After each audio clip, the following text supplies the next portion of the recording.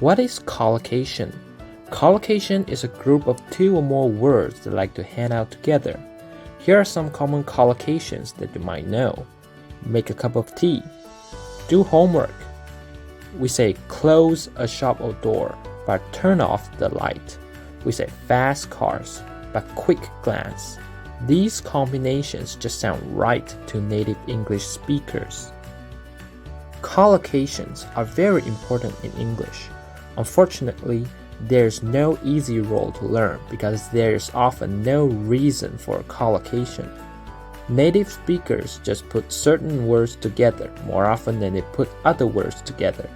If you ask them why, they will probably just tell you that's what sounds right.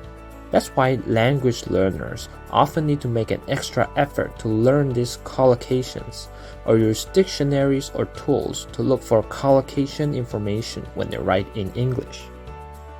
There are two kinds of collocations: strong collocations and weak collocations. Strong collocations are combinations that do not match too many other words. For example, for the collocation, turn on the light. If we replace the verb with other synonyms such as start, open, or activate, the expressions will sound strange and unnatural. In fact, the expressions are not correct. Very often, language mistakes are influenced by our first language.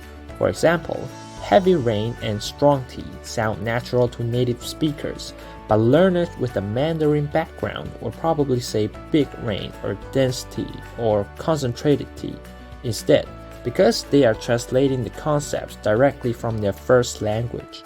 Although native speakers may still understand the meaning of these collocations, they sound strange or unnatural to them. In fact, these expressions are not acceptable and are considered mistakes. Collocations can also be sorted into grammatical categories. Here are some typical combinations.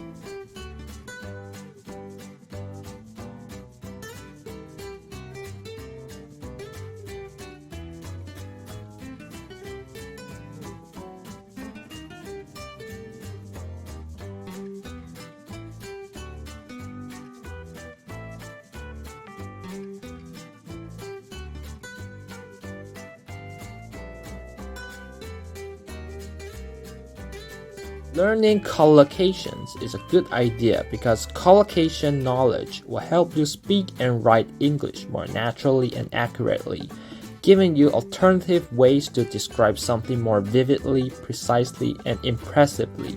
This will eventually improve the wording of your writing. In the next video, we are going to introduce corpus, a collection of texts.